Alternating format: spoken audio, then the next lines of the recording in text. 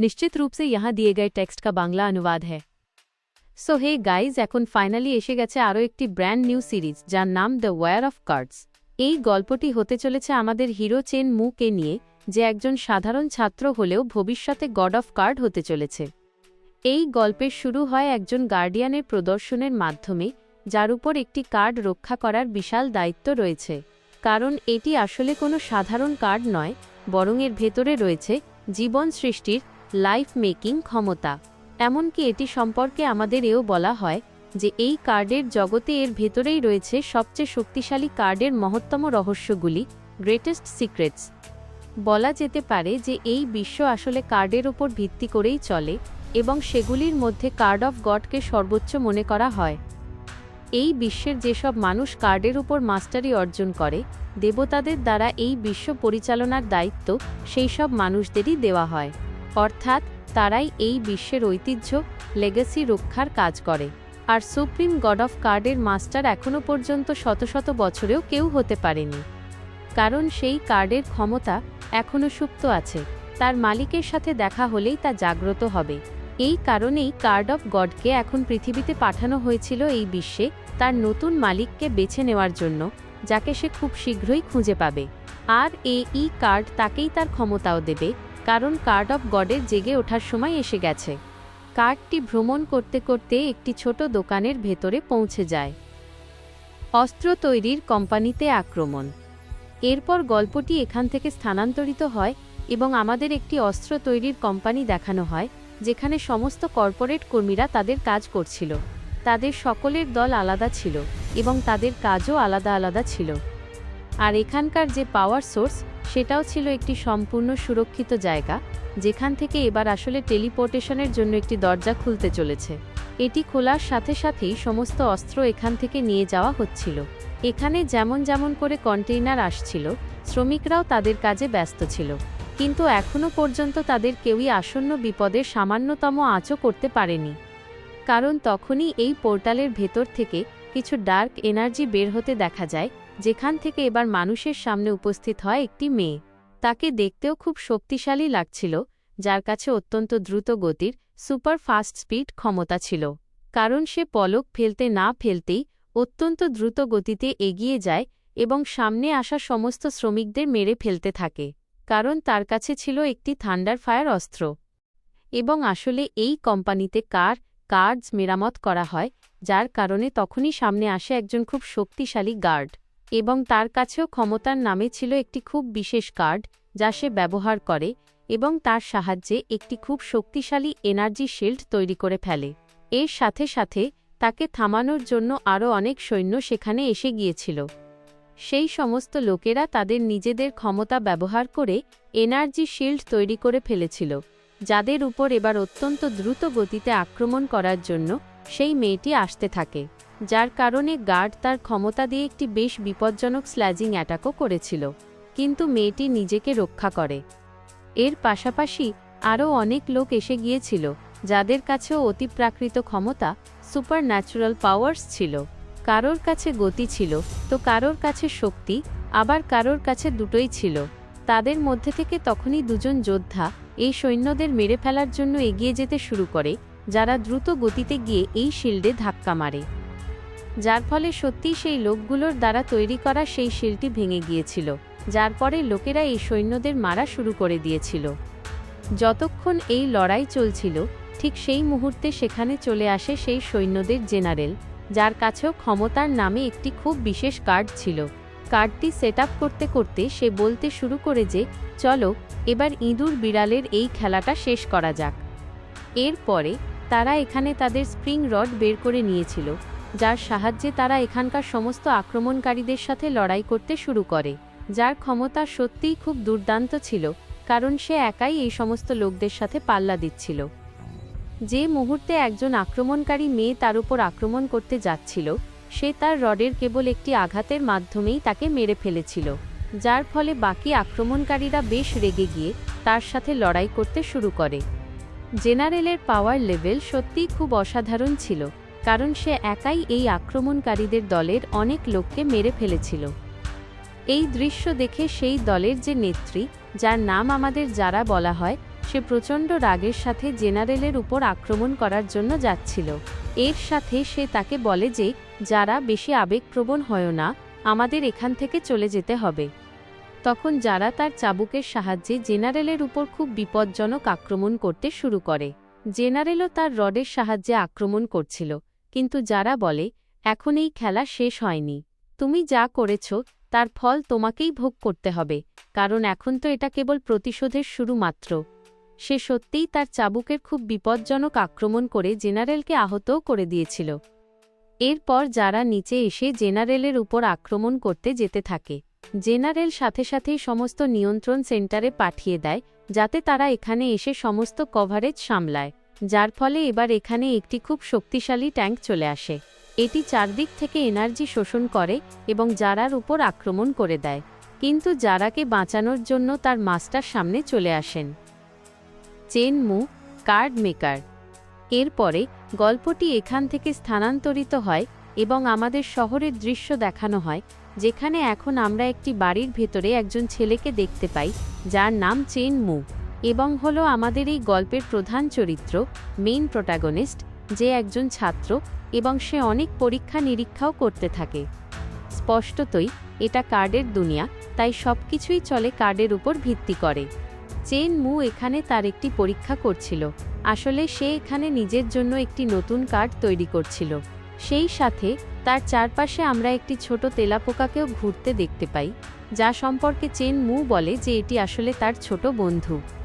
Chain মু নিজের জন্য যে কার্ডটি তৈরি করছিল সেটিকে সে এমনভাবে ডিজাইন করে যে এমন কার্ড আজ পর্যন্ত কেউ তৈরি করেনি, যার প্রোগ্রামকে, যার ক্ষমতাকে চেন মু নিজের হিসাব মতোই সেট করেছিল। কিন্তু সেটি কতটা কার্যকরী হবে তা আমরা পরে জানতে পারব। সে সেই কার্ডটি তৈরি করে এবং তার ভবিষ্যতের ব্যবহারের জন্য রেখে দেয়। আর এর পাশাপাশি এই দুনিয়াটা কিছুটা ভবিষ্যৎমুখী, ফিউচারিস্টিক হয়ে উঠেছিল, যেখানে চেন মু আরও নতুন কার্ড ডিজাইন করছিল।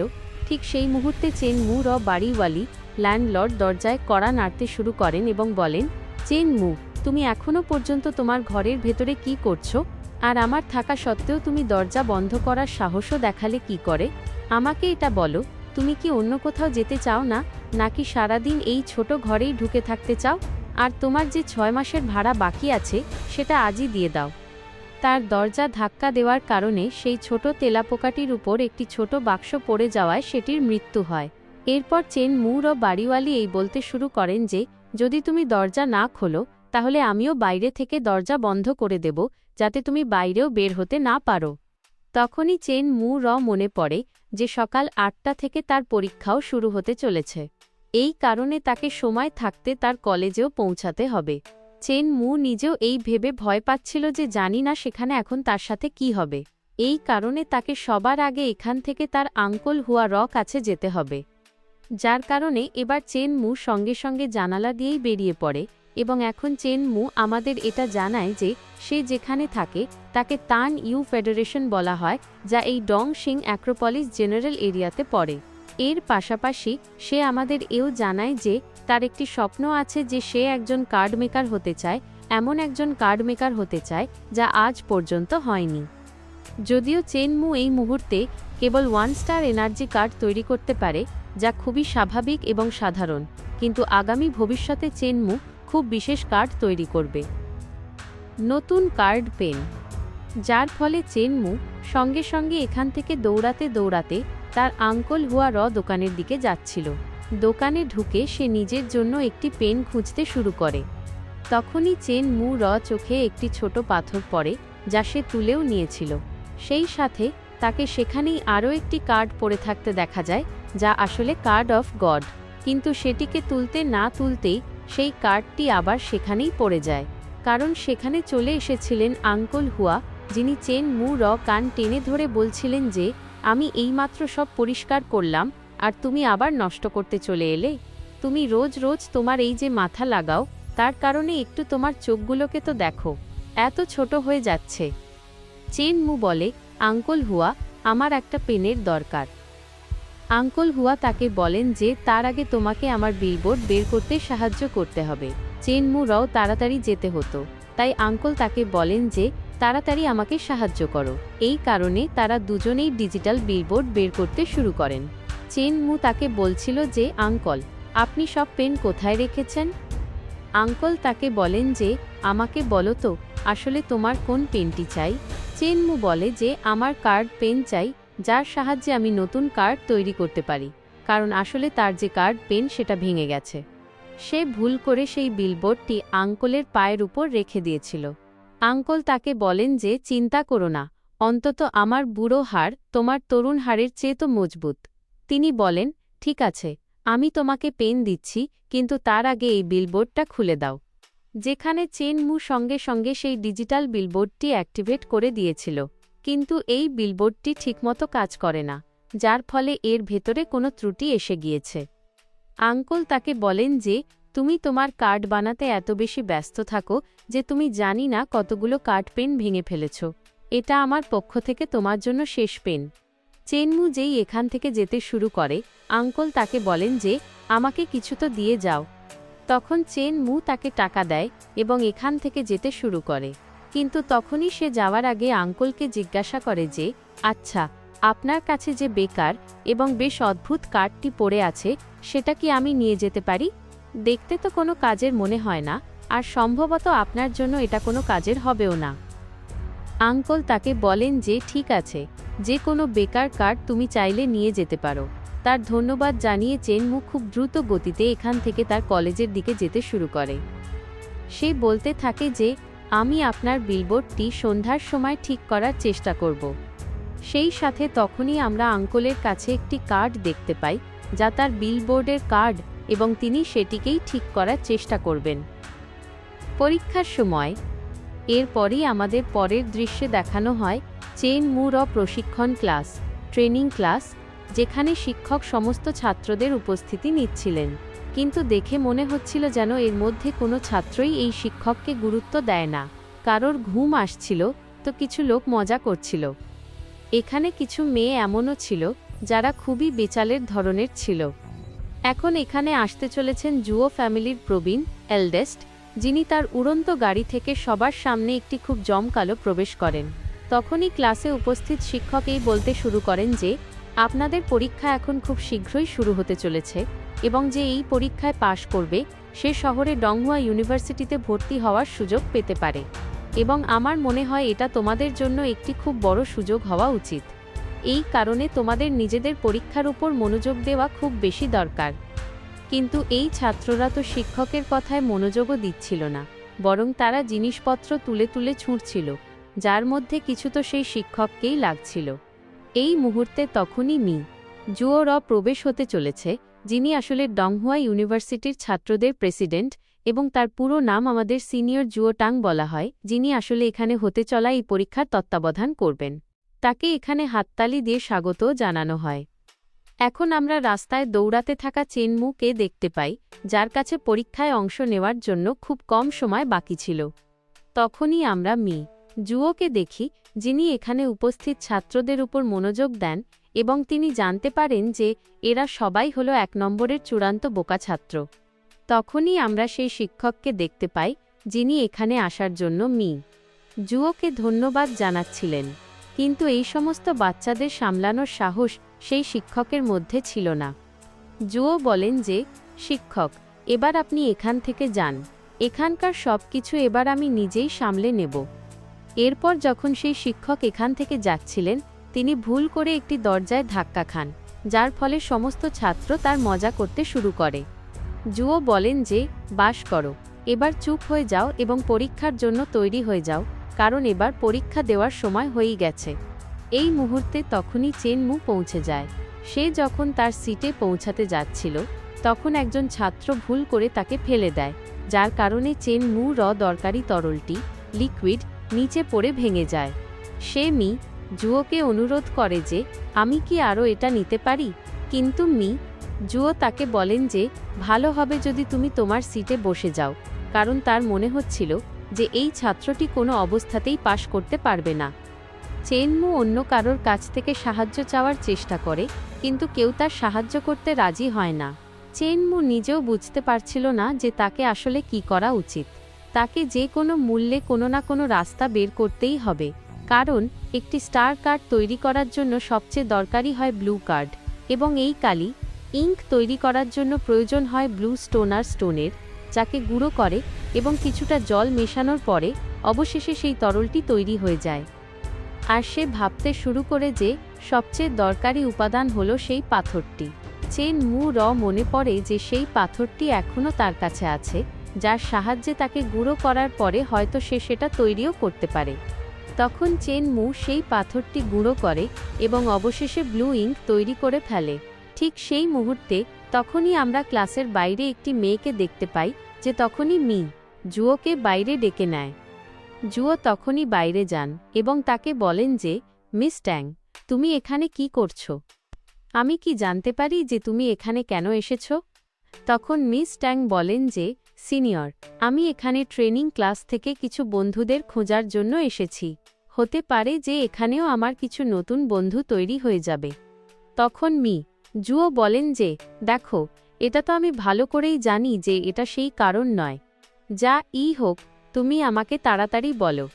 তখন মিস ট্যাং জুয়োকে বলতে শুরু করেন যে, আমি আসলে অল্প সময়ের জন্য আপনার শাটল কার নিয়ে যেতে চাই। আপনি যদি বলেন তাহলে কি প্লিজ আমি সেটা নিয়ে যেতে পারি? এখন আমরা চেন মুকে দেখি, যার এখনও আরও একটি উপাদানের দরকার ছিল, যা সে কোথা থেকে পাবে সেই জিনিসটা তো সে নিজেও জানত না। যখন তার কাছে কোনো রাস্তাই থাকে না, তখন সে বলে যে এবার তো আমাকে আমার চুল ত্যাগ করতে হবে, যার ফলে সে সঙ্গে সঙ্গে নিজের চুল ছিঁড়ে বের করে নেয়।